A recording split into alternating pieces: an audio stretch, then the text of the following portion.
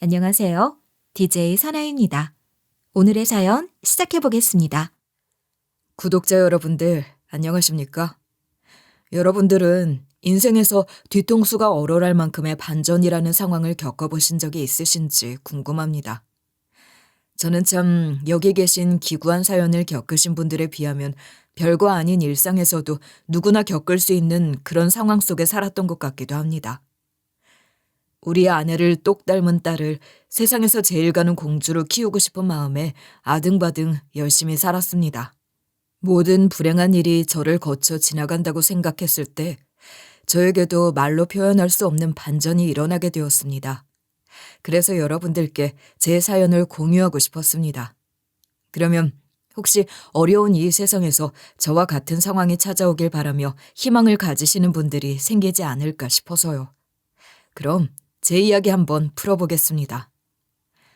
저는 정말 평범한 회사원으로서 하루하루를 지겹게 살아가는 사람이었습니다. 누구나 직장인이라면 그렇게 생각하실 거예요. 뭐 재미난 일 없나? 하고요. 늘 똑같이 굴러가는 하루에 단비가 내려주기를 기다리고 있었죠. 회사원들에게 단비만큼 소소하게 젖어드는 즐거움이 필요한 사람도 없을 겁니다. 그 당시에 저는 그랬어요. 재밌는 일을 찾아가기엔 체력이라는 게 부족했고 그렇다고 매일매일 똑같은 하루를 보내는 것에 실증을 내고 있을 때였습니다. 그런데 이게 웬걸? 지하철에서 내려 집까지 가려고 출구를 딱 나왔는데 단비는커녕 갑자기 하늘에서 폭우가 쏟아지기 시작하는 겁니다. 주룩주룩 내리는 비였다면 그냥 맞고 집까지 뛰어가자 싶었겠지만 정말 시원하게 하늘에서 구멍이라도 뚫린 듯 비가 내리는데 난감하더라고요. 퇴근길에 편의점에 들러서 맥주를 사가야겠다고 마음을 먹었는데 맥주는커녕 집까지 뛰어가는 길에 속옷까지 쫄딱 다 젖을 것 같다는 생각이 들었습니다. 뛰어가면 5분 거리. 그 사이에 비가 얼마나 더 오려나 머릿속으로 계산을 하면서 지하철 출구 앞에서 한참 동안 멍을 때리고 있었어요. 혹시 우산이 없으셔서 못 가고 계시는 거면 제 우산이라도 같이 쓰고 가실래요? 크기가 큰 건 아니지만 회사 서류 가방 정도는 앉아줄 수 있을 것 같은데요. 갑자기 들려오는 여자의 목소리에 깜짝 놀랐죠. 그 옆에는 맑은 얼굴을 하고 우산을 매만지고 있는 여자가 하나 서 있었습니다. 그 맑은 얼굴이 얼마나 천사처럼 보이던지요. 저는 구멍 뚫린 듯 비를 퍼붓고 있는 하늘에서 비와 함께 딸려보낸 천사라고 생각을 했습니다. 사람이 한눈에 반할 수 있다는 말을 믿은 적이 없었는데 그날 처음으로 저에게 새로운 믿음이라는 게 생겼습니다. 제 인생을 뒤흔들고도 남을 것 같다고 생각할 정도로 아름다운 미모를 가진 여성이 저에게 우산을 같이 쓰자고 하는데 거절을 할 사람이 어디 있겠습니까? 저는 그 여자의 사는 곳도 나이도 이름도 몰랐지만 첫눈에 그냥 조건 없이 아무것도 따지지 않고 반하고 말았습니다. 제 운명의 상대라고 생각을 했어요. 우산을 같이 쓰고 집에 가는 내내 저는 서류 가방을 가슴에 폭 껴안아야 했습니다. 그러지 않으면 세차게 내리는 이 장대비의 소리를 뚫고 그녀에게 제 심장 소리가 들릴 것 같았거든요. 그렇게 첫 만남을 뒤로 한 채 저는 상사병에 걸린 사람처럼 그 여자의 얼굴을 밤마다 꿈에서 그려내야 했습니다. 이 여자가 웃으면 어떤 모습일까? 화를 내면 어떤 모습일까? 하면서 말입니다. 병에 걸린 것 같았어요. 사람이 한순간에 온통 마음을 뺏겨버리는 것이 가능한가 싶을 정도로 말입니다. 그래서 저는 매일같이 그 비슷한 시기에 지하철 출구에서 그 여자를 기다렸습니다. 기다린 티를 내지 않으려고 몇 번이나 개찰구 주변을 서성이다 출구에 올라갔습니다. 시간이 엇갈린 것인지 못 마주칠 때도 있었지만요. 그렇게 3번 정도 마주치고 나니 그 여자의 퇴근 시간을 알겠더라고요. 그래서 저는 용기를 냈습니다. 처음에는 우산을 씌워준 것이 고맙다며 그녀에게 편의점에서 산 캔커피를 내밀었고요. 그 다음에는 캔커피가 너무 약소했던 것 같다며 디저트를 건넸어요. 여직원들에게 추천을 받은 무슨 에클레어인지 뭔지 아는 길쭉한 디저트였습니다. 그리고 마지막으론 꽃을 건넸습니다. 아니, 이게 웬 꽃이에요? 지난번에 주신 디저트도 정말 맛있게 잘 먹었는데. 오다 주었다고 하기엔 꽃이 너무 화려하죠? 생각나서 샀습니다. 이 꽃다발을 보는데 자연 씨의 얼굴이 딱 떠올랐어요. 아, 정말 너무 감사합니다. 전 그동안 챙겨드린 게 하나도 없는데. 제가 이렇게 전부 받아도 될지 모르겠어요. 수줍은 얼굴을 하는 그 밑에 살짝 오묘한 그림자가 있긴 했지만 전 그런 것 따위 깊게 생각하지 않았습니다. 저희는 그 우산을 계기로 또 저희 무단한 노력으로 연애를 하게 되었습니다. 이렇게 제가 잘한 부분만 이야기하면 로맨티스트가 따로 없다고 생각하실지 모르겠지만 사실 전 무뚝뚝하고 감정 표현이라는 것을 잘하지 못하는 전형적인 한국 남자였습니다. 아내를 만나고 아내를 놓치고 싶지 않은 생각에 제 안에 있던 틀을 깼었던 거죠. 사실 사람의 본성이라는 게 그렇게 쉽게 바뀌는 것은 아니잖아요. 저만 해도 운동을 참 오래 해왔던 사람이었기 때문에 운동선수 그 특유의 무거움을 가지고 있었습니다. 특히 전 가벼운 것도 아니고 정신의 집중이 필요하고 또 감정을 내비치는 안 되는 검도를 오래 했었거든요. 제가 어릴 때만 하더라도 검도를 하는 사람들이 꽤 많았었습니다.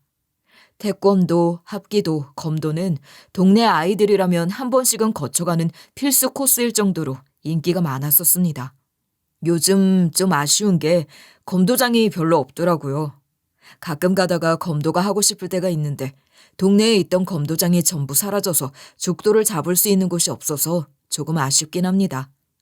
아무튼 그때는 지금의 태권도장에 견주어도 손색이 없을 만큼 동네에 검도장이 참 많았었습니다.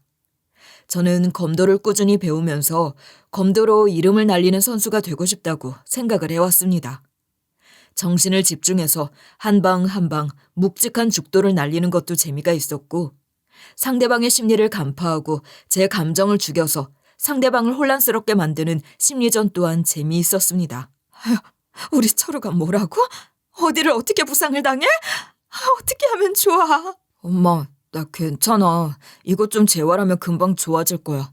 그러니까 나 운동 계속할 수 있어. 무슨 소리를 하는 거야? 아킬레스건이 파열됐다고 하는데 너 이제 운동 못해. 이거 평생 다리를 절게 될 수도 있는 일이라고. 노력하면 안 되는 거 없다니까? 엄마는 검도인의 정신을 어떻게 보는 거야? 나 올림픽 나갈 거라고. 나 할 수 있다니까? 저는 국가대표가 되는 것이 목표였어요. 대학에 진학을 하고도 꾸준히 검도를 하면서 언젠가는 대한민국에서 검도하면 이철우라는 이름이 나올 수 있는 선수가 되겠다고 열심히 노력을 했죠. 하지만 대학 때 검도도 아니고 친구들이랑 축구를 하다가 글쎄 아킬레스건이 파열이 될 줄은 상상도 못했습니다. 검도는 스텝이라는 게 참 중요한 운동이었기 때문에 저는 아킬레스건이 파열된 순간 느낄 수 있었습니다. 아, 그래. 나는 검도를 더 이상 할 수 없겠구나 하고 말입니다. 일찍도 아니고 대학을 다니던 시절에 어이없게 부상으로 인해서 운동을 그만두게 되었기 때문에 저는 정말 티를 내진 않았지만 큰 좌절을 했습니다. 그때부터라도 제 미래를 위해서 공부를 열심히 해보려고 했지만 잘 되지 않았습니다. 평생 운동만 해온 사람이 무슨 공부를 이제 와서 시작한다고 해서 잘할 수 있었겠어요. 무식하게 그냥 패기로 밀어붙이는 것 말고는 잘하는 게 하나도 없었거든요.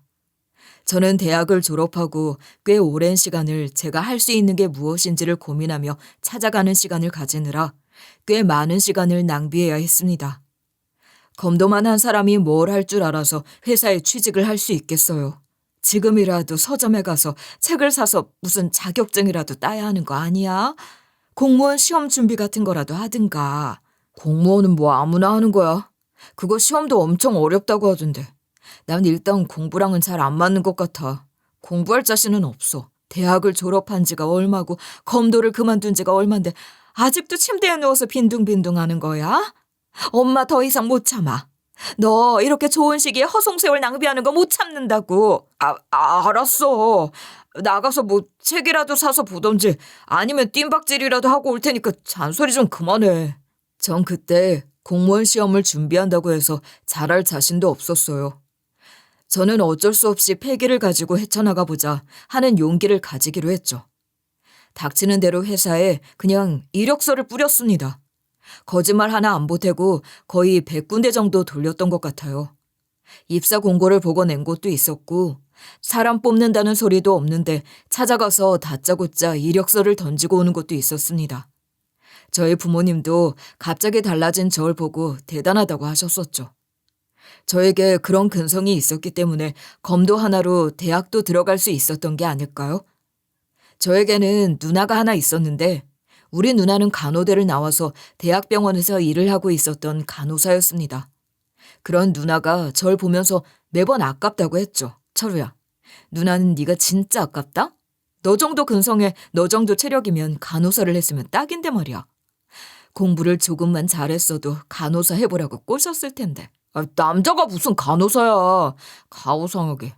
난 딱 회사 들어가서 컴퓨터 앞에 앉아서 일할 거라고. 야, 간호사가 얼마나 대단한 직업인데 그거 체력이 안 좋으면 절대로 버틸 수 없는 일이라니까? 누나 봐라. 3교대로 대학병원에서 썩어나가는 와중에도 꼬박꼬박 운동하는 거 보면 몰라? 누나도 진짜 대단한 것 같아. 어떻게 밤새고 와서도 운동은 안 빼먹냐? 그러니까 누나도 악발이라는 소리를 듣는 거야. 저희 누나도 근성 하나는 끝내줬어요. 저희 가족의 집안 내력일지도 모른다고 생각했습니다. 아마 저희 부모님께서도 그렇게 생각하실 거예요. 아무튼 전 그 근성 하나로 면접에서 패기 넘치는 모습을 보여드렸습니다. 이력서를 100개나 돌렸지만 막상 면접을 볼 수 있었던 회사는 5개밖에 되지 않았기 때문에 저는 매 면접마다 여기가 아니면 안 된다는 자세로 임했습니다. 할 줄 아는 것은 많지 않아도 배우면 다 할 수 있다는 마인드로 임했던 면접 한 군데에서 합격 통보를 받을 수 있었습니다. 중소기업이긴 했지만 일을 배워나가면서 나아가기엔 딱 괜찮다는 생각을 하게 되었어요. 저는 그렇게 회사원이 되었고 제가 입사를 하는 날 저희 부모님께서는 눈물도 지으셨습니다. 엄마는 철훈이가 운동을 그렇게 그만두게 된 뒤에 하루 종일 잉여인간처럼 살지는 않을까 참 걱정 많이 했었다. 이렇게 취직해서 회사원이 되다니 정말 너무 뿌듯하다. 아이 참, 나 첫 출근하는 게 뭐가 그렇게 대수라고 눈물까지 흘리고 그래. 엄마 주책이야 주책. 나이 먹더니만 별걸로 다 눈물을 흘리네. 네가 엄마 나이 돼봐라. 응? 자식 낳으면 다 이렇게 별거 아닌 일로 눈물 흘리고 그러는 거야. 그때 제 나이 29살이었습니다.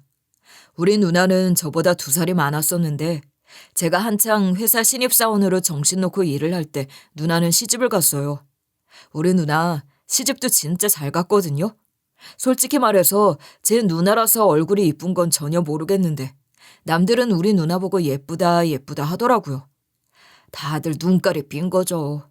사실 저랑 같이 운동을 하던 친구들 중에서도 우리 누나 한 번만 소개시켜달라고 졸랐던 놈들이 한둘이 아니긴 했지만 단 한 번도 소개팅을 시켜준 적은 없었습니다.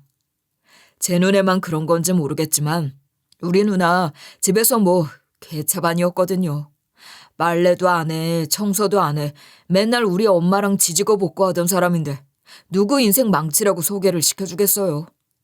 우리 누나 성격만 보면 절대로 소개시켜달라는 소리를 할 수 없는 사람인데 다들 꾸며진 외부활동 모습만 봐서 속아 넘어간 것이었겠죠. 그래서 전 우리 매형이 진심으로 안타까웠습니다. 제가 오죽하면 매형이 인사드리러 온 날 매형 손잡고 눈물을 다 지었겠어요. 매형은 직업도 의사고 잘생겼고 빵빵한데 왜 우리 누나 같은 사람이랑 결혼을 해서 불구덩이에 빠지려고 하세요? 지금이라도 탈출. 야, 이철우 너 미쳤냐? 뒤지고 싶어서 그런 이야기 하는 거 아니지? 너 반대쪽 다리도 확 아킬레스건 잘라버려. 매형, 이거 보세요. 우리 누나가 저런 사람이라니까요.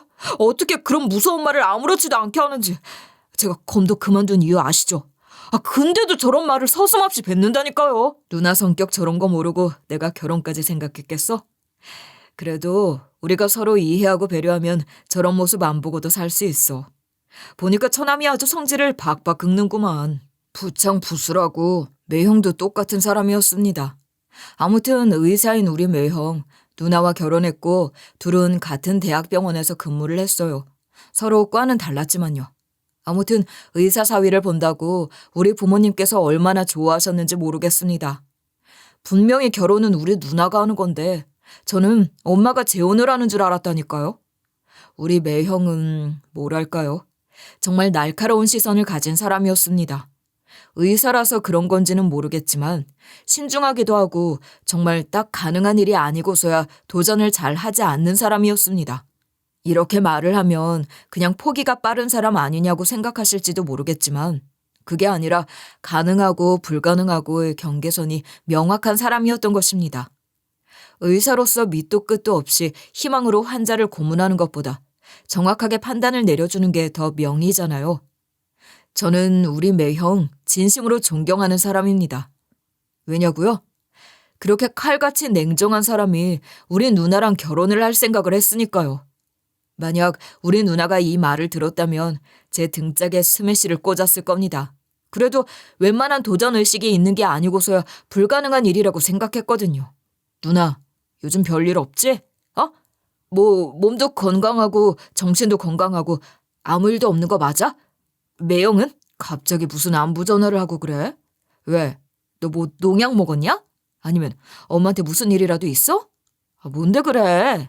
아니, 내가 누나 걱정도 못해? 벌써 결혼한 지 몇 개월 지났으니까 매형이 누나 본성을 알고 이혼하자고 하면 어떡하나 걱정돼서 전화 온 거지. 네가 정녕 죽고 싶어서 전화를 했구나. 이런 뻘소리를 정성스럽게 하는 거 보니까. 병원에 와서 위세척이라도 해야 하는 거 아니니? 농약을 들이부은 것 같은데. 그런 거 아니거든? 아무튼 잘 살면 됐지. 알았어. 잘 살아. 우리 누나가 결혼해서 사는 거 보니까 저도 결혼이라는 게 빨리 하고 싶을 정도로 부러웠습니다. 하지만 그건 정말 꿈일 뿐이었어요. 개뿔, 중소기업 주제에 무슨 야근을 그렇게 많이 시키는 건지요. 분명히 제가 입사 지원할 때 공고에 6시 칼퇴근이라고 적혀 있었는데 담당자가 뻥을 쳐도 제대로 친 것이었습니다. 맨날 8시는 되어야 퇴근이 가능했거든요.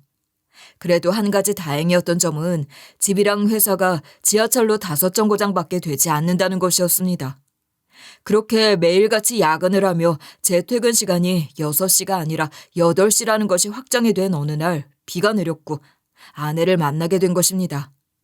제가 3번째로 꽃 선물을 안겼을 때 하나 알게 된 사실이 있었습니다. 아내가 꽃을 받고선 미묘한 표정을 지었었다고 했잖아요. 그게 매형이 말하던 필승법이라고 했거든요. 매형, 우리 누나 꼬실 때 어떻게 꼬셨어요?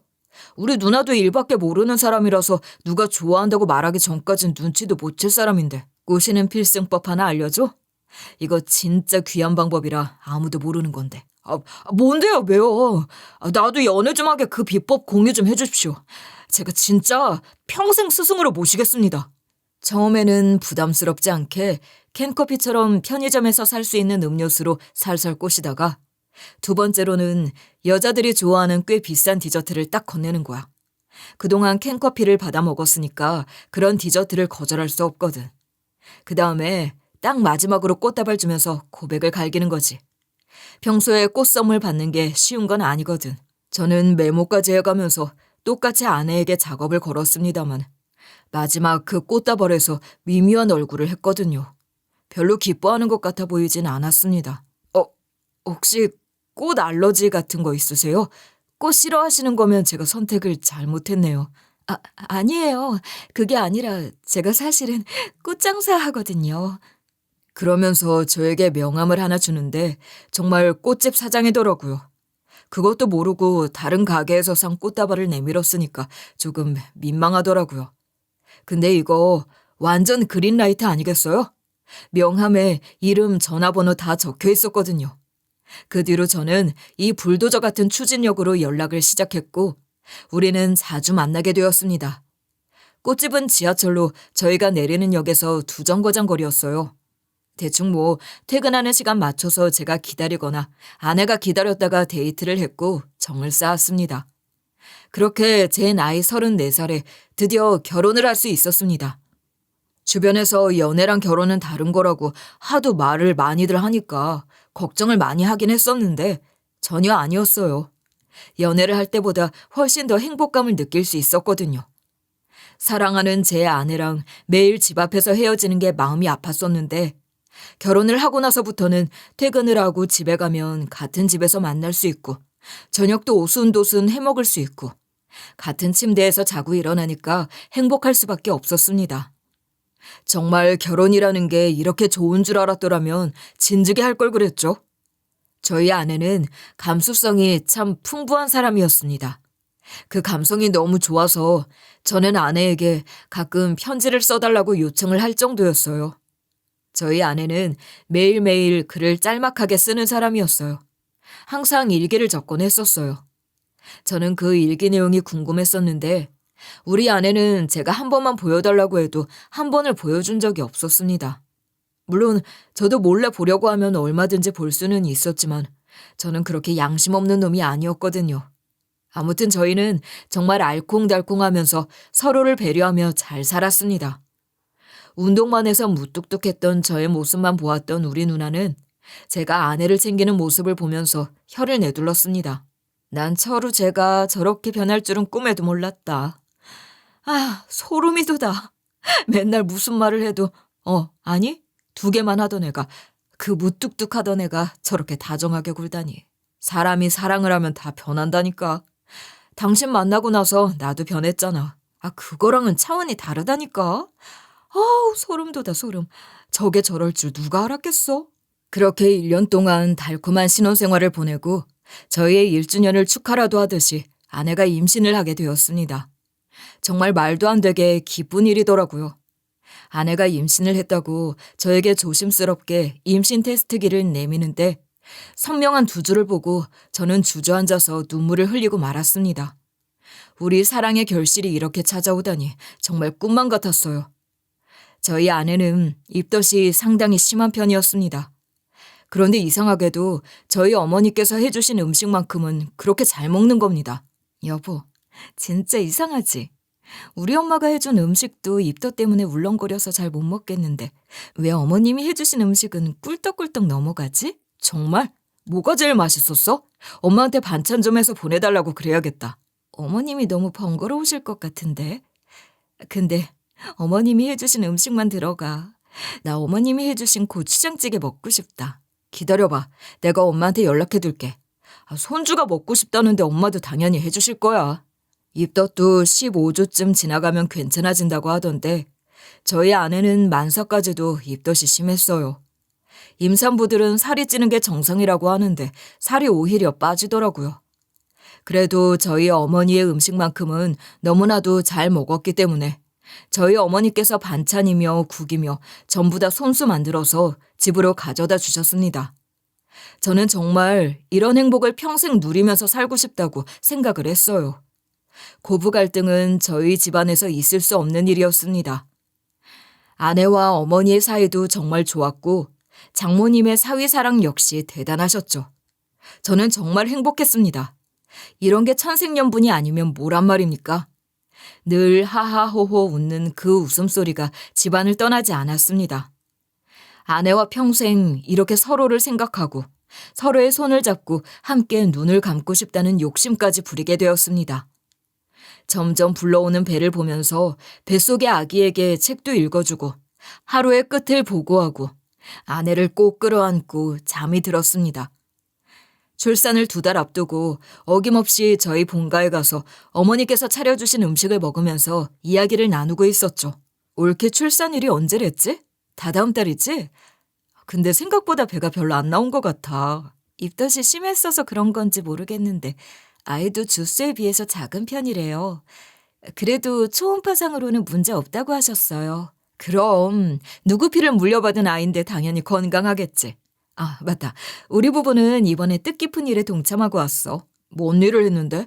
누나가 뜻깊은 일을 할 게 뭐가 있다고. 이게 꼭 말을 해도. 우리 부부 이번에 장기기증 신청했어. 장기기증? 아, 그걸 왜 하냐. 아니, 죽어서도 뭐 남들한테 장기 다 주게? 그러면 나중에 묘에는 어떻게 묻어주냐. 화장해서 납골당에 두는 거지. 요즘 장기기증 하는 사람들이 하도 없어서 안타깝게 세상을 떠나시는 분들이 많더라고. 이해랑 나랑 둘 다 신청했어. 정말요? 대단하시다. 저도 그런 거 있으면 꼭 하고 싶었었는데. 여보, 우리도 저거 장기기증 신청할까? 저는 당연히 아내가 하자는 일에는 거절을 하는 법이 없었습니다. 저희 부부는 아내가 출산을 하고 병원에 자궁이 잘 쪼그라들었는지 검사를 하러 갔을 때 장기기증 서약서에 사인을 하고 돌아왔습니다. 설명을 듣는데 조금 무섭기도 하고 또 저희 장기를 다 떼어가면 거죽대기만 남는다는 말에 자식이 봤을 땐 씁쓸하지 않겠나 싶어서 걱정이 되긴 했지만 죽어서도 다른 사람들을 살릴 수 있다는 것이 또 대단한 일이었기에 과감하게 사인을 하고 왔습니다. 좋은 일은 나눠야 배가 되는 거라고 하잖아요. 세상에 태어나 눈을 뜬 우리 딸은요, 아내를 닮아서 천사였습니다. 전 있죠. 정말 아이를 낳는다는 것이 축복이라는 말을 제대로 실감하게 된 것이 아이가 처음 눈을 떠서 절 마주했을 때였어요. 우리 딸이 울어 제껴도 잠을 자느라 반응이 없어도 너무 예뻐서 견딜 수가 없었습니다. 세상에, 천사가 천사를 낳았더라니까요. 우리 아내는 헌신을 다해서 저희 딸을 돌보았습니다. 우리 아이가 엄마를 닮아서 온순하기도 했지만 우리 아내의 인내심으로 아이를 돌보았기 때문에 더 잔잔한 가정이 되었던 것 같아요. 아내는 아이를 돌보겠다는 마음으로 꽃집을 다른 사람에게 인수했습니다. 오랜 시간 운영해온 꽃집을 그만둔다고 했을 때 제가 조금 더 서운했을 정도였어요. 아내가 꽃이랑 참 잘 어울렸기 때문이었습니다. 여보, 집에서 하루 종일 아이만 돌보고 있으면 심심하지 않아? 우리 어머니께 아이 맡기고 나가서 바람이라도 쐬든가 아니면 내가 연차를 내던가 할게. 육아는 같이 하는 거잖아. 내가 좋아서 하는 건데 뭐가 심심해. 우리 딸이랑 하루 종일 같이 있으면 심심할 틈도 없어. 너무너무 행복한걸? 당신이 고생이지. 나야 뭐 당연히 해야 할 일을 하는 건데 뭐가 고생이야. 당신이 우울하지 않았으면 좋겠어. 여보, 나 지금 인생 최고로 행복해. 우리 딸이랑 보내는 시간이 너무 소중하거든. 아내는 그 말을 하면서 맑게 웃었어요. 꽃꽂이를 오래 해서 그런 건지 집에서 할 게 없을 땐 아이를 데리고 꽃시장에 가서 꽃을 사와 집안에 꽃장식을 해두곤 했습니다. 저는 집에 가면 그 향기에 취하곤 했죠.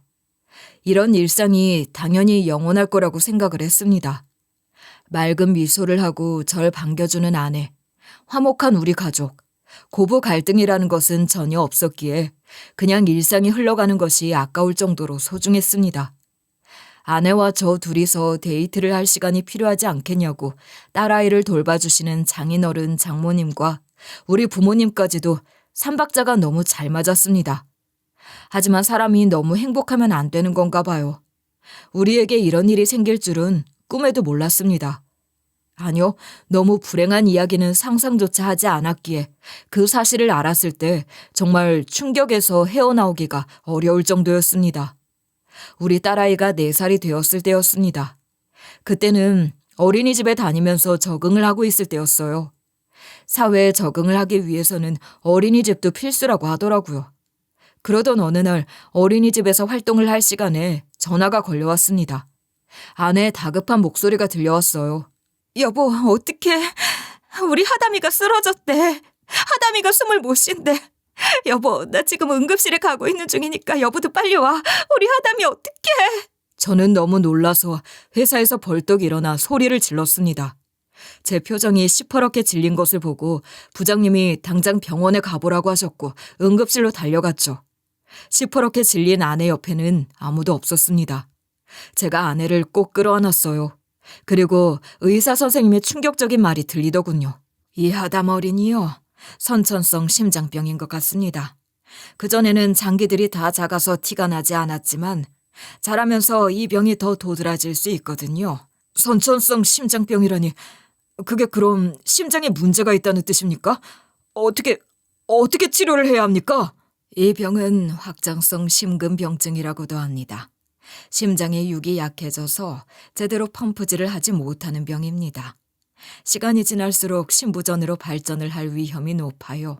그 뒤로는 말이 들려오지 않을 정도로 충격을 받아서 기억이 잘 나지 않습니다.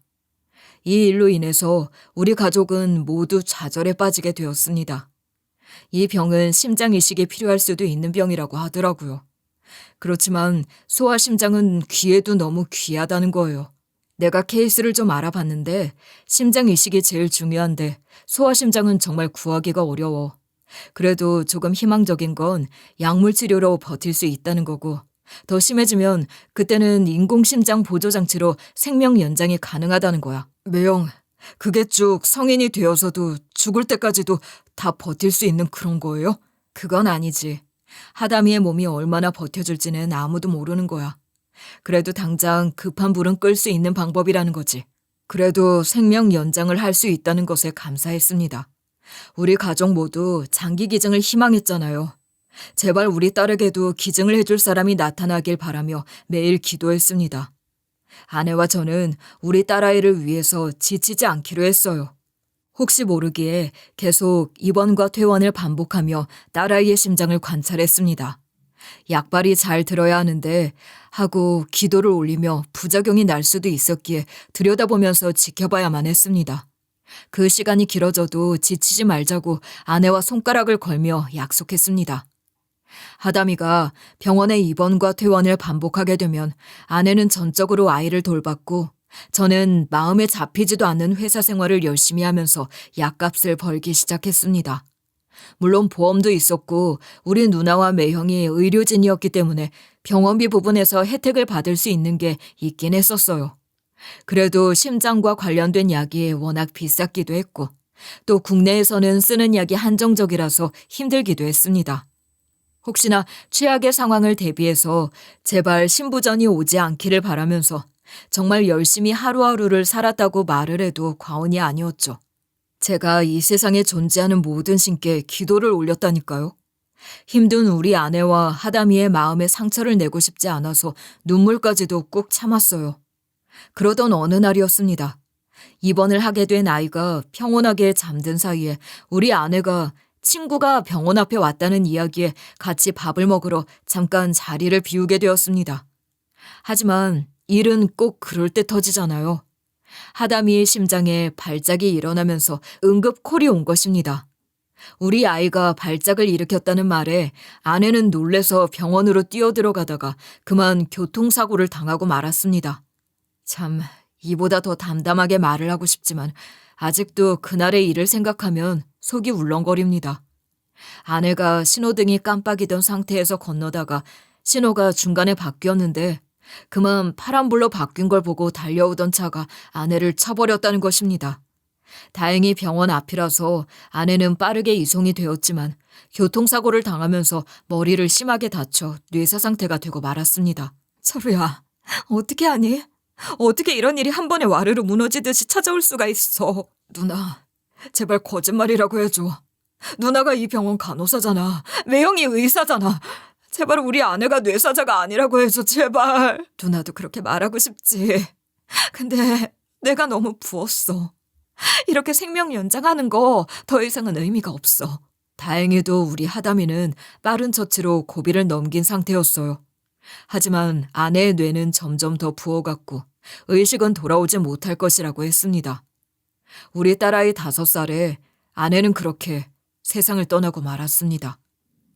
뇌사 상태였기에 병원에서는 이전에 신청을 해두었던 장기 기증을 진행하겠다고 했습니다. 저는 고개를 끄덕였죠. 우리 아내는 수없이 많은 생명을 살리고 그렇게 떠났어요. 저는 한 줌밖에 남지 않은 아내의 유고를 보면서 하염없이 울었습니다. 하지만 오랜 시간 울 틈은 없었어요. 저는 우리 아이를 살려야 했으니까 아내의 목까지 힘을 내야 했어요. 아내가 사라지니 일과 병간호를 병행해야 했는데 혼자의 몸으로 그 2가지 일을 다 하기가 어려웠습니다. 무려 3년이라는 시간 동안 회사 일이랑 병간호를 번갈아 가면서 했는데 회사에서도 눈치를 주더라고요. 제가 업무에서도 실수를 자주 했거든요. 또 아이가 내내 병원에 입원을 해 있는 건 아니었으니까 급하게 검사를 하거나 입원을 해야 할 때마다 연차를 내니까 눈치를 주더라고요. 우리 아이도 이제 8살인데 병원을 왔다 갔다 하는 게 힘들어 보였어요. 그때 매형이 저에게 제안을 하나 했습니다. 일을 그만두고 다른 일을 해보는 게 어떻겠냐고요? 지금 일도 벅찬데 다른 일은 적응하려면 더 오래 걸리지 않을까요? 어려운 일은 아니라서 말이야. 내가 좀 아는 분이 중소기업 운영하고 있는 회장님이신데 운전기사를 뽑는다고 하더라고. 월급도 꽤 괜찮더라고.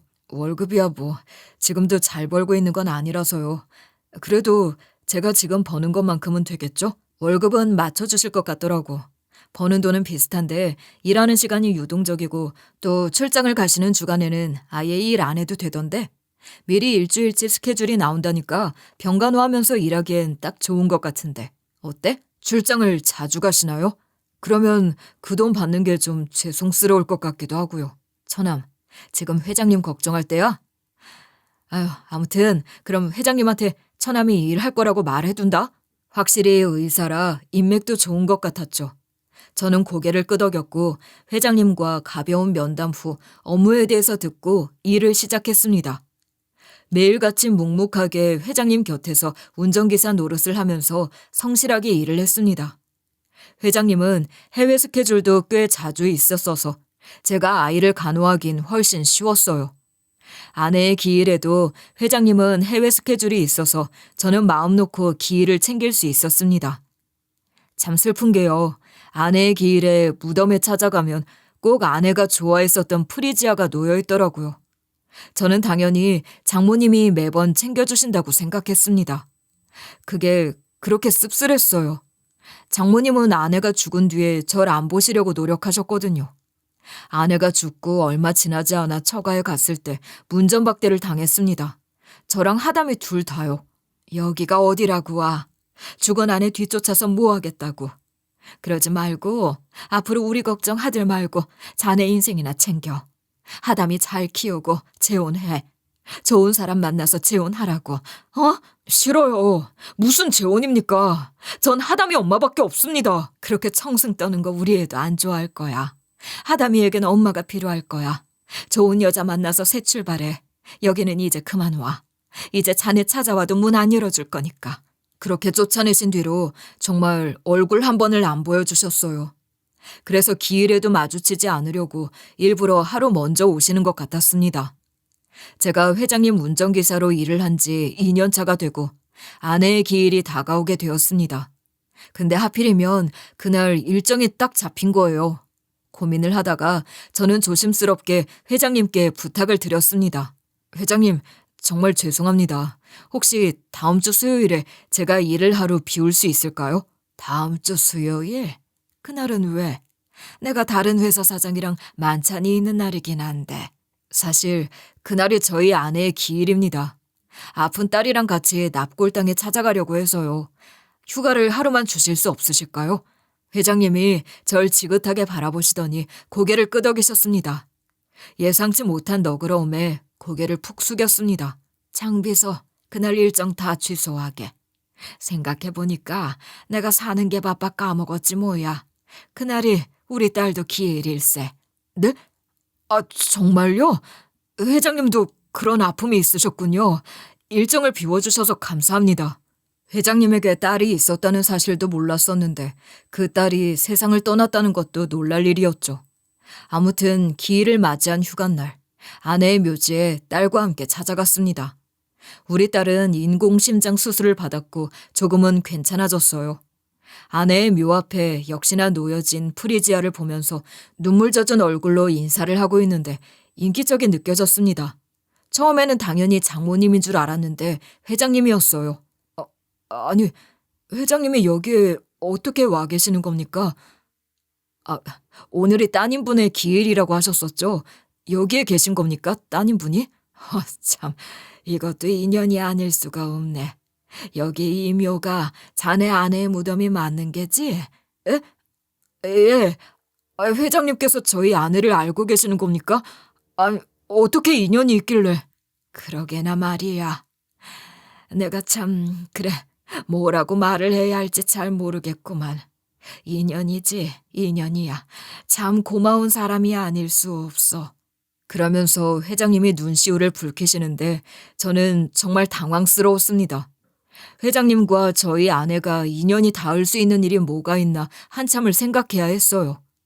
혹시 아내가 운영하던 꽃집에 자주 오셨었나 하고 생각을 해봐도 고작 꽃집 사장에게 인연이 있다고 말을 하면서 눈시울을 붉힐 일은 아니지 않겠습니까? 저는 혼란스러웠고 이해를 할 수 없었습니다.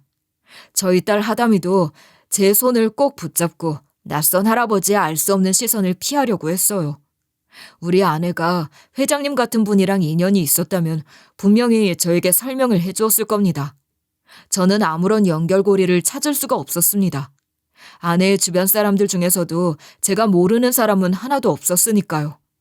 그렇다고 아내가 회장님 몰래 아니죠. 그런 상상을 한다는 것 자체가 죄스러운 일이었습니다. 우리 아내는 고결하고 순결한 사람이었으니까요. 저에게는 그 어떤 사람과도 바꿀 수 없는 천사였으니까요. 회장님, 아무리 생각해도 저희 아내와 무슨 연이 있으신 건지 전 모르겠습니다. 아내 주변에 회장님 같은 분이 계셨다면 제가 모를 리도 없고요. 나도 우리 딸을 생각하면 어떻게 입을 열어야 할지 모르겠구만. 그래, 이 아이가 그 심장이 아픈 딸이겠구나. 지금은 좀 괜찮은 거고.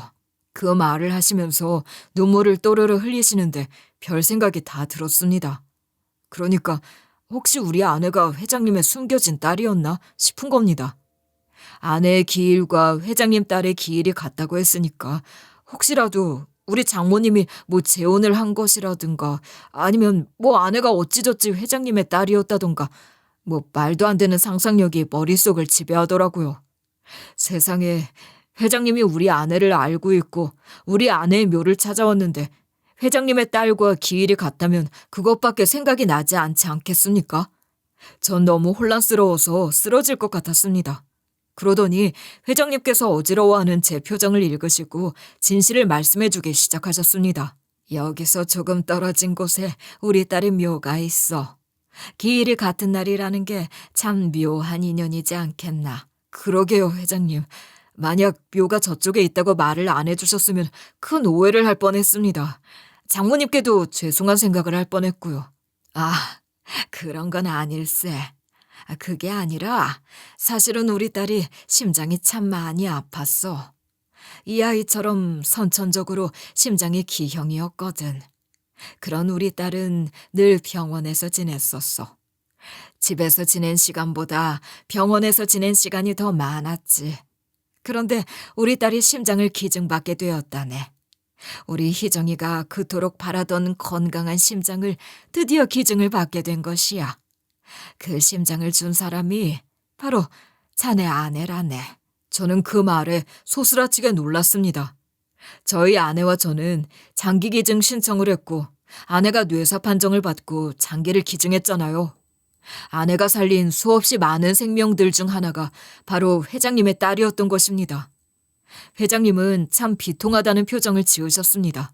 저는 의문이 들었죠. 그토록 바라던 심장이식 수술을 했는데 어째서 기일이 같다고 하시는 건죠. 어쩌다가 이식을 받고 기적적으로 살아났지. 그때 이식을 받지 않았으면 우리 딸은 더 이상 생명 연장을 할 수 없을 지경이었거든. 하지만 수술을 받고 얼마 지나지 않아서 부작용이 생기기 시작했어. 그래서 꼬박 1년이라는 시간 동안 그 부작용을 잡으려고 약도 많이 쓰고 노력도 많이 했지만 결국 수술을 받은 지 딱 1년째 되는 날 세상을 떠나고 말았네. 그래서 기일이 같았던 것이었군요. 그런데 회장님, 저희 아내가 장기 기증을 한 공여자란 사실을 어찌 아셨습니까? 이건 법적으로 공유가 되지 않고 비밀로 붙여질 텐데요. 그렇지. 알려달라고 해도 죽어도 안 알려주더구만. 그런데 자네 딸아이 덕에 알았어. 저희 하담이 때문에 아셨다고요? 아니, 하담이가 어떻게... 자네 딸이 병원에 입원해서 심장 치료를 받고 있지 않았나. 그 병원 의료진들은 다 알고 있더만. 간호사들끼리 아는 이야기를 들었네. 김희정 환자에게 심장 이식을 해준 뇌사자의 딸이 소아병동 심장과에 입원을 해 있다. 이 소리를 하더구만. 저희 아내가 병원에서 먹고 자고 했어서 의료진들이랑도 꽤 가깝게 지냈었어요. 저희 누나와 매형도 의료진이었거든요. 심장이 아픈 딸을 간호하다가 뇌사자가 된 사람이 다른 사람에게 심장을 기증하고 떠났다는 게 그들에게는 큰 이슈이기도 했을 거야. 그 말을 들은 내가 소아병동에 찾아갔어. 심장이 아픈 아이들을 하나하나 찾아보았지. 문제는 심장질환을 앓고 있는 아이들이 한둘이 아니더군. 우리 딸을 그렇게 괴롭혔던 병을 가진 아이들이 많다는 사실에 다시 한번 놀랐지. 회장님께서는 여전히 눈물을 뚝뚝 흘리셨습니다. 아마도 먼저 간 딸이 그리워서였을 겁니다. 저도 눈시울이 붉어졌어요. 우는 회장님을 보는 게 마음이 아팠던 건지 하담이가 회장님에게 다가가 손을 잡아주더라고요. 어린 딸의 위로였습니다. 회장님은 웃으며 하담이의 머리를 쓰다듬어 주셨습니다. 내가 계속해서 이 아이를 찾아보려고 소아병동에 기웃기웃거리고 있으니 그쪽에도 소문이 났나 보더군. 내가 기증자를 찾고 있는 것 같다는 소문 말이야. 그걸 안 의사 하나가 나에게 말을 걸더구만. 왜 여기를 자꾸 찾아오느냐고 말이야. 회장님이 계속 우리 아이를 찾아보려고 소아병동에 기웃기웃거린다는 걸 매형이 알게 된 것이었습니다. 매형도 우리 딸 보러 자주 병실에 왔으니까요. 그 병원에 우리 누나도 매형도 일을 하고 있었으니 매형은 이제 어느 정도 소식을 듣고 공여자 딸을 찾으러 왔구나 싶었나 보더라고요. 그래서 슬쩍 말문을 연 것이었습니다. 제 딸을 누구인지 알려준 건 아니었던 것 같아요.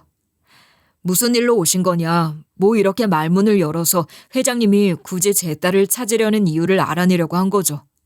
회장님의 말에 의하면 매형에게 우리 딸을 찾고 싶다고 부탁을 했지만 매형은 의료진으로서 그런 정보를 남발할 수 없으니 그냥 마음만 받겠다는 식으로 말을 했다고 하더라고요. 아마 저희 매형인 것 같습니다. 회장님께서 그런 행동을 하는 게 가족으로서는 부담이 되었을 수도 있으니까요. 내가 소문을 다 듣고 왔다고 자네 아이를 후원하고 싶다고 말을 했네. 수술비부터 병원비까지 전액 지원을 해주고 싶다고 말이야. 사람이 은혜를 받았으면 갚아야 하지 않겠나. 하지만 저희 매형 성격이었으면 당연히 거절을 했을 테죠. 의료진으로서 그런 선택이 올바르다 생각했을 겁니다. 저도 마찬가지고요. 대쪽같이 그렇게 말을 하더군. 그런 식으로 후원을 받으면 결국에는 장기를 밀매한 것밖에 되지 않는다고 말이야. 그럴 필요 없다고 말을 하면서 옆에 있던 간호사가 끼어들더구만. 정 그렇게 감사 인사를 하고 싶으면 묘의 꽃이라도 놔달라고 말이야. 죽은 자네 아내가 좋아했던 꽃이 프리지아였다고 말을 해주더구만. 저는 정말 기가 막히는 줄 알았습니다. 저희 아내가 프리지아 꽃을 좋아하는 건 온 가족이 다 아는 일이긴 했지만 그걸 회장님께 말을 하고 회장님이 저희 아내의 묘에 프리지아 꽃을 가져다 두었을 거라곤 상상도 하지 못했던 일이었기 때문이었습니다. 매형이랑 누나도 너무한 거 아니겠습니까? 저한테 한마디 말도 안 해줄 거라곤 생각도 못했습니다. 입이 무거운 건지 아니면 저에게 이런 일까지 신경 쓰게 하고 싶지 않았던 건지 아니면 제가 덥석 회장님의 제안을 받을까 봐 믿음직스럽지 못했던 건지 전부 다 뭔 뜻이었는지 모르겠더라고요. 저는 또 하나의 사실도 알게 되었죠. 매년 프리지아 꽃을 놔두고 가셨던 게 장모님과 장인어른이 아니라 회장님이었다는 사실을 말입니다. 이 일이 모두 지난 뒤 장모님께 슬쩍 연락을 해서 여쭈어 보니까 저랑 혹시라도 기일 당일에 가면 마주치게 될까 봐 기일이 지나고 난 다음에 아내에게 인사를 하러 갔다 오셨다고 하더라고요. 그냥 편안하게 기일에 오세요. 저 재혼할 마음도 없고요. 우리 하담이도 보고 싶으시잖아요. 기일이라도 만나요, 장모님. 난 자네가 빨리 재혼이라도 했으면 하는 바람이야. 우리는 우리대로 잘 살고 있어. 그래도 앞으로는 기일에 가도록 할게. 하담이도 많이 컸겠다. 어찌 보면 이 일로 인해서 또 하나의 연이 끊어지지 않고 이어질 수 있는 기회가 되기도 했습니다. 장모님께서도 이제는 절 있는 그대로 받아주시기로 한 것 같습니다. 그 시간 동안 하담이의 얼굴도 못 보고 지낸 게 마음 아파서 그러셨을지도 모르겠지만 기일에 편안하게 얼굴 마주하고 갈비탕이라도 한 그릇 하자고 하시더라고요. 그런 결심을 해주셨다는 것만으로도 감사했습니다. 아무튼 저는 아내의 무덤 앞에서 한참 동안 회장님과의 대화를 이어갔습니다. 제가 직장을 다니면서 아이의 병간호를 한참 하고 있을 때 너무 힘들어하고 있으니까 저희 매형이 안 되겠다 싶었는지 회장님께 먼저 연락을 했다고 하더라고요. 염치불구하고 말입니다. 심장을 기증한 사람의 남편이라고 직접적으로 말은 안 했지만 힘들게 살고 있는 동생에게 일자리 하나만 만들어달라는 식으로 말을 한 거죠. 회장님은 제 얼굴을 모르셨다고 했습니다. 병동에 찾아왔을 때 저는 일을 하고 있었으니 낮 시간에는 거의 자리를 비웠으니까요. 회장님의 딸 역시 심장을 이식받은 뒤에 1년 정도 고생을 하다가 세상을 떠났으니 저희가 정작 병원에서 함께 공간을 나눈 시간은 1년 정도밖에 안 되었던 거죠. 그 의사가 그렇게 부탁을 하는데 내가 못 들어줄 건 뭔가 싶었어. 그 철옹성 같은 사람이 말이야. 나에게 잘 아는 동생이라면서 말을 하는데 이상하게 이 부탁은 들어줘야 한다는 생각이 들더라고. 그래서 내가 아무것도 묻고 따지지 않고 채용을 하겠다 했네. 자네가 누군지 알아보지도 않고 말이야. 그런데 제가 길 이야기를 하자마자 눈치를 채신 거군요. 그래서 일부러 저희 아내의 무덤까지 재차 발걸음을 하신 거고요. 프리지아 꽃 제가 오기 전부터 있었으니까요. 맞네. 자네가 길 이야기를 하는데 내 딸에게 심장을 기증해준 사람의 배우자구나 싶더라. 그래서 내가 혹시나 싶어서 확인을 하려고 여기까지 찾아와 일부러 인기척을 냈던 것이었어. 아니나 다를까 자네가 고개를 드는데 맞았구나 싶더라고. 내 예상이 맞았어. 자네에게 정말 고맙네. 난 말이야. 은혜는 꼭 갚는 사람이야. 자네에게도 도움이 되고 싶네. 내가 꼭 도움이 되고 싶어. 아닙니다. 따님분께서는 결국 세상을 떠나셨는데 무슨 보답을 하시겠다고 그렇게 말을 하세요. 전 괜찮습니다. 자네는 몰랐으면 아는데 말이야. 그 심장을 이식받고 1년 동안 우리 딸이 부작용으로 고생을 하긴 했지만 그 마지막 1년이 우리 두 사람에게는 가장 행복한 시간이었네. 1년이라는 시간이 주어진 것에 감사했어. 우리는 못다한 이야기를 나누었고 함께 울고 함께 웃을 수 있었다네. 그 심장이 아니었으면 절대로 못 이룰 꿈 같은 이야기였지. 그래서 꼭 보답을 하고 싶어.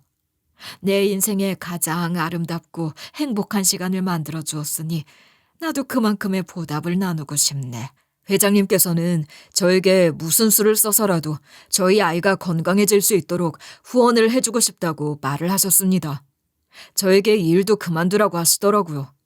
갑작스러운 해고 통보에 어안이 벙벙해져 있었는데 본인이 생활비며 병원비며 다 지원을 해줄 테니까 저희 아이와 더 많은 시간을 함께하라고 하시지 않겠습니까? 그럴 수 없습니다. 아무리 그래도 어떻게 모든 지원을 다 받을 수 있겠어요. 나중에 후회하지 말고 하담이라고 그랬나? 하담이와 좋은 시간, 좋은 추억을 만들어 남은 인생 그 추억을 품에 안고 살아가야 하는 법인 거야. 하담이는 물론 건강해질 거지만 말이야.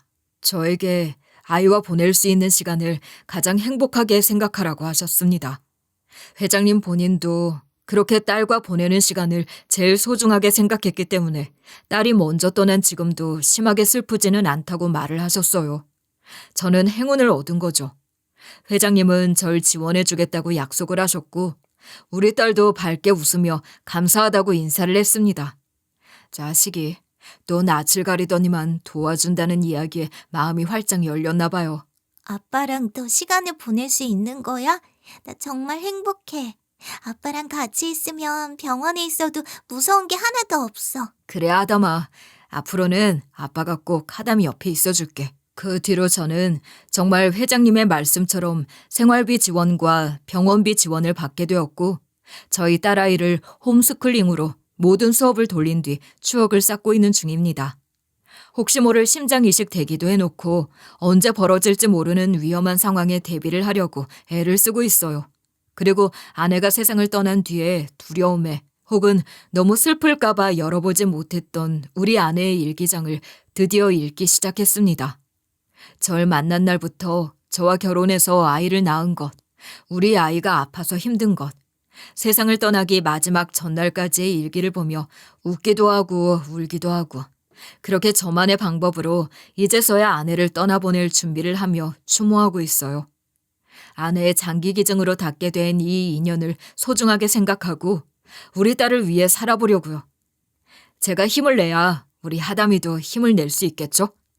여러분들께서도 제 사연을 끝까지 들어주셨다면 우리 하담이를 위해서 기도 한 번만 부탁드리겠습니다. 감사합니다.